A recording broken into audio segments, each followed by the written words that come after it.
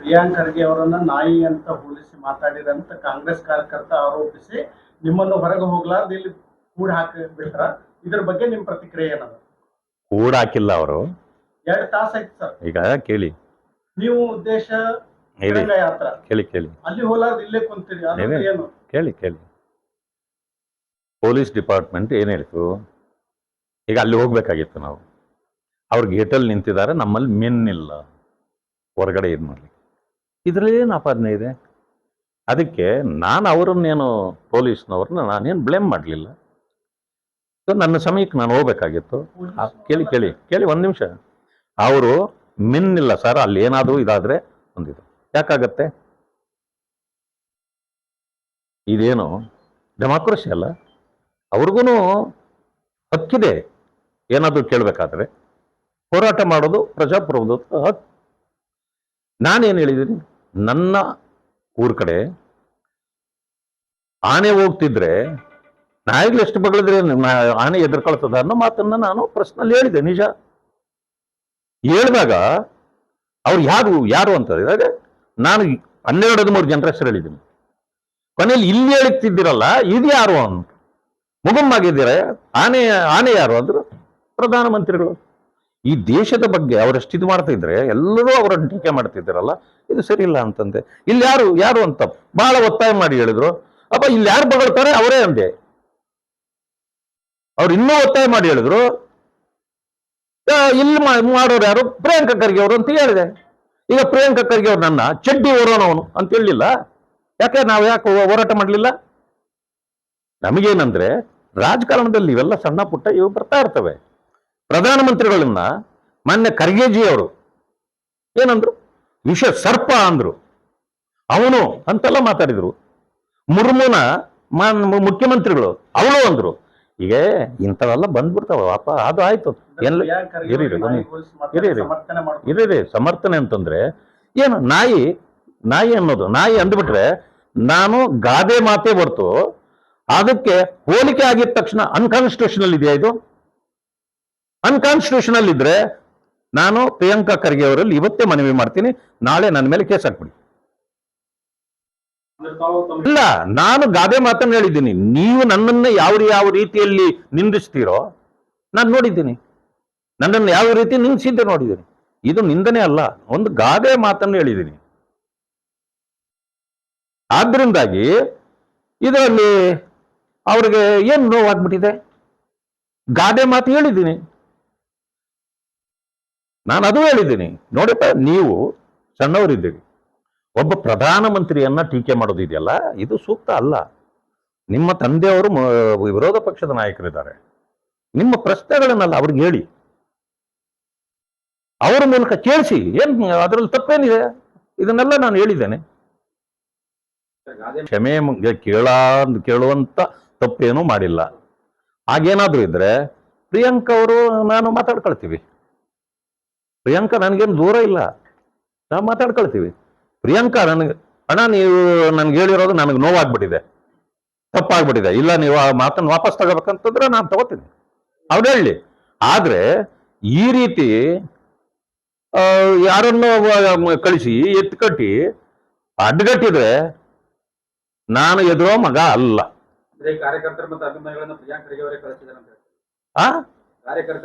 ಪ್ರೇರೇಪಣೆ ಇಲ್ಲದೆ ಏನಾಗತ್ತೆ? ಪ್ರೇರೇಪಣೆ ಇಲ್ಲದೆ ಏನಾಗತ್ತೆ? ನಾನು ಹೇಳೋದಿಷ್ಟೇ,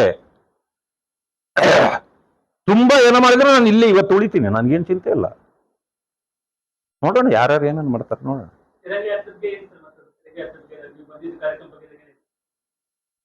ಕಾರ್ಯಕರ್ತರು ಮಾಡ್ತಿರ್ತಾರೆ. ಆ ಕಾರ್ಯಕರ್ತರು ನಾನೇನು ಇದಕ್ಕೆ ಬಂದಿದ್ದೆ, ಏನೋ ಗುಲ್ಬರ್ಗಕ್ಕೆ ಬಂದಿದ್ದೆ. ನಾನು ಬರ್ತೀನಪ್ಪ ಅಂತೇಳಿ ಬಂದಿದ್ದೆ. ನನಗೇನು ಅದರಲ್ಲಿ ನಾನೇನು ಗೆಸ್ಟು ಬರಲೇಬೇಕು ಅಂತ ಏನು ಇರಲಿಲ್ಲ. ನಮ್ಮ ಇವರು ಪಾಟೀಲ್ರು ಅದಕ್ಕೆ ಇನ್ಚಾರ್ಜ್, ಅವರು 1 ನಿಮಿಷ ಬನ್ನಿ ನೀವು ಅಂದ್ರು. ಅದಕ್ಕೆ ಬಂದಿದ್ದೆ. ಅದರಿಂದ ಬಂದೆ ನಾನು, ಅದಕ್ಕಾಗಿನೇ ಬಂದೆ. ಅದರಿಂದಾಗಿ ಬಂದ ತಕ್ಷಣನೇ ಅವರು ನಾವು ಒಳಗಡೆ ಇದ್ವಿ, ಅಲ್ಲೇನೋ ಕೂಗ ಹಾಕಿದ್ರು ಅಂತಂದ್ರೆ ಇನ್ನು ಹೋಗೋದು ಬೇಡ ಅಂತೇಳಿ ನಮ್ಮ ಪೊಲೀಸ್ ಡಿಪಾರ್ಟ್ಮೆಂಟ್ನವ್ರು ಹೇಳಿದ ಮೇಲೆ ನಾವು ಅವರಿಗೆ ಗೌರವ. ನೋಡಿ, ಅವ್ರದ್ದು ನಂದು ಸಂಬಂಧ ಅಲ್ಲ. ಇದು ರಾಜಕಾರಣದಲ್ಲಿ ಆಗಿಂದಾಗಿ ಬಂದು ಹೋಗ್ತಕ್ಕಂಥ ವಿಷಯ. ನಾನೀಗ ಪ್ರಧಾನಮಂತ್ರಿಗಳನ್ನ ಯಾಕೆ ನೀವು ವಿಷ ಸರ್ಪ ಅಂದ್ರಿ, ಕ್ಷಮೆ ಕೇಳಬೇಕು, ಇಲ್ಲಾಂದ್ರೆ ಎದ್ದೋಗಲ್ಲ ಅಂದ್ರೆ ಸರಿ ಇರುತ್ತಾ? ನಂದು ನನ್ನನ್ನ ಯಾಕೆ ಚೆಡ್ಡು ಬರೋನಂದಿತ್ತು. ಒಂದು ಅಪೋಸಿಷನ್ ಲೀಡರು, ಮಂತ್ರಿಗಳು 34 ಜನ ಇರ್ಬೋದು, ಅಪೋಸಿಷನ್ ಲೀಡರು 2 ಸದನಗಳಿಗೆ ಒಬ್ಬೊಬ್ಬರೇ ಇರ್ತಾರೆ. ಮಾನ್ಯ ಸಿದ್ದರಾಮಯ್ಯನವರು ಬಹಳ ಸಾರಿ ಹೇಳಿದ್ದಾರೆ, I am also de facto chief minister ಅಂತ. ಮತ್ತೆ ಆ ಗೌರವ ನನಗೂ ಕೊಡ್ಬೇಕಲ್ಲ. ಸಮಸ್ಯೆ ಬರ್ತದೆ ಹೋಗ್ತದೆ, ಅದನ್ನ ಬಗೆಹರಿಸ್ಕೊಳ್ಳೋದು ಅವರು ನಾವು ಇದು ಮಾತಾಡ್ಕೊಳ್ತೀವಿ ನಾವು.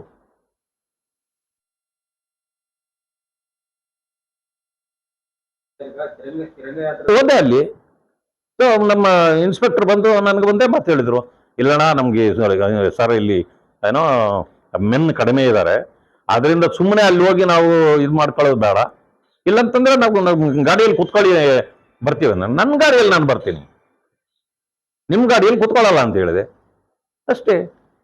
ಅದರಿಂದ ಏನು, ನಾವು ಇರ್ಲಿ ಇಲ್ಲದೆ ಇರ್ಲಿ ದೇಶ ನಡೀತದೆ. ತಿರಂಗ ಯಾತ್ರೆ ದೇಶಭಕ್ತರು ಮಾಡ್ತಾ ಇರ್ತಕ್ಕಂಥ ಕೆಲಸ, ದೇಶದ ಪರವಾಗಿ ಮಾಡ್ತಕ್ಕಂಥ. ನಾನು ಇಲ್ದಿದ್ರು ನಡೀತದೆ, ಯಾರು ಇಲ್ದಿದ್ರು ನಡೀತದೆ. ಅದೇನು ಪಕ್ಷದ ಕಾರ್ಯಕ್ರಮ ಏನಾಗಿರ್ಲಿಲ್ಲ. ನನ್ನನ್ನು ನಾನು ಯಾರಿಗ ವಿರುದ್ಧ ಮಾಡಿ ನನಗೇನಾಗಬೇಕಾಗಿದೆ? ನಾನು ವಿರೋಧ ಪಕ್ಷದಲ್ಲಿದ್ದೇನೆ. ಯಾವುದೇ ಚಟುವಟಿಕೆ ಆದಾಗ ಅದನ್ನು ವಿರೋಧಿಸೋದು, ತಪ್ಪಾಗಿ ಹೋದಾಗ ವಿರೋಧಿಸೋದು ನನ್ನ ಕರ್ತವ್ಯ. ನಾವೇನಾದರೂ ಮಾಡಿದಾಗ ನಮ್ಮನ್ನು ವಿರೋಧಿಸೋದು ಅವ್ರ ಕರ್ತವ್ಯ. ಇದು ಕರ್ತವ್ಯ ಇದೆಯೇ ಹೊರತು ಇದರಲ್ಲಿ ವಿರೋಧ ಏನಿದೆ? ಅವ್ರು ನನಗೂ ಹೊಸಬ್ರಲ್ಲ, ಅಳಬ್ರೆ. ನಾನು ಅವ್ರಿಗೂ ಹೊಸಬ್ರಲ್ಲ, ಅಳಬ್ರೆ. ನಾವು ಡಿಜಿಗೂ ಕೂಡ ಕಂಪ್ಲೇಂಟ್ ಕೊಡ್ತೇವೆ, ಹೋಮ್ ಮಿನಿಸ್ಟರ್ಗೂ ಕೊಡ್ತೇವೆ, ಮುಖ್ಯಮಂತ್ರಿಗಳಿಗೂ ಕೊಡ್ತೇವೆ, ಕೇಂದ್ರದ ಹೋಮ್ ಮಿನಿಸ್ಟರ್ಗೂ ಕೂಡ ಕಳಿಸ್ಕೊಡ್ತೇವೆ. ಈ ಚಟುವಟಿಕೆಗಳನ್ನ ಅವರು ನೋಡ್ಲಿ. ಹೀಗಾಗಿ ನೀವು ಏನು ಬೇಕಾದ್ರೂ ಮಾತಾಡಬಹುದು, ಆದ್ರೂ ನಾವೊಂದು ಕಥೆನೂ ಹೇಳಂಗಿಲ್ಲ, ಗಾದೆ ಮಾತು ಮಾತಾಡಂಗಿಲ್ಲ. ನಾವೆಲ್ಲಿದ್ದೀವಿ? ಪ್ರಜಾಪ್ರಭುತ್ವ ಇದೆಯಾ?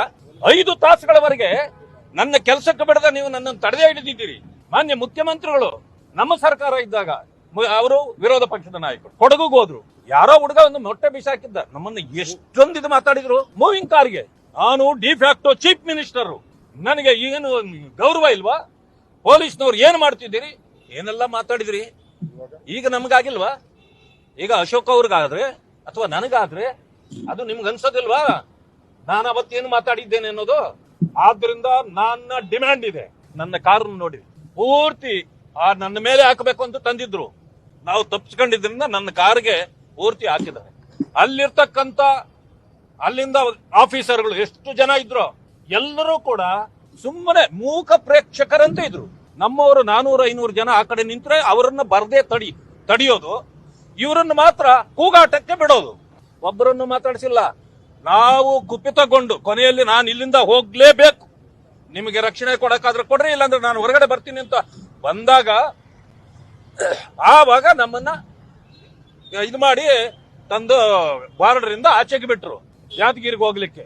ಈ ರೀತಿ ನಮಗೆ ತೊಂದರೆ ಕೊಟ್ಟು, ನಮಗೆ ನಮ್ಮ ಕೆಲಸಕ್ಕೆ ಅಡ್ಡಿಪಡಿಸಿ, ನಮಗೆ ಮಾರಣಾಂತಿಕ ಹಲ್ಲೆ ಮಾಡ್ಲಿಕ್ಕೆಲ್ಲ ಪ್ರಯತ್ನ ಮಾಡಿ, ನನ್ನ ಮಾತ್ರ ಅಲ್ಲ, ಅಂಬಾರಾಯ್ ಅಷ್ಟಗಿ ಅಂತೇಳಿ ಮಾಜಿ ಜಿಲ್ಲಾ ಪರಿಷತ್ ಅಧ್ಯಕ್ಷರು, ನಮ್ಮ ಪಕ್ಷದ SC ಮೋರ್ಚಾದ ಮಾಜಿ ಉಪಾಧ್ಯಕ್ಷರು, ಅವರು ನಮ್ಮನ್ನು ನೋಡಕ್ ಬಂದ್ರೆ ಎಲ್ಲ ತಳ್ಳಾಡಿ ಅವ್ರಿಗೆ ಒಡೆದು ಬಟ್ಟೆ ಎಲ್ಲ ಹರಿದು ಕೊನೆಗೆ ಅವ್ರನ್ನೇ ತಗೊಂಡೋಗಿ ಒಂದು ಕಡೆ ಕೂಡಾಕಿ ರಾತ್ರಿ 3 ಗಂಟೆವರೆಗೆ ನಿಮ್ಮ ಮೇಲೆ ಕಂಪ್ಲೇಂಟ್ ಕೊಟ್ಟವ್ರೆ, ಯಾರೋ ನೀವು ಇಲ್ಲೇ ಕೊಡ್ತೀರಿ ಅಂತ. ಒದೆ ತಿಂದವರು ಅವರೇ, ಕಂಪ್ಲೇಂಟ್ ಅವ್ರ ಮೇಲೆ ಕೊಟ್ಟು 3 ಗಂಟೆವರೆಗೂ ಅಲ್ಲಿ ಕೂಡಾಕಿದ್ದಾರೆ. ಹೌದು, ಬರಿತೇವೆ.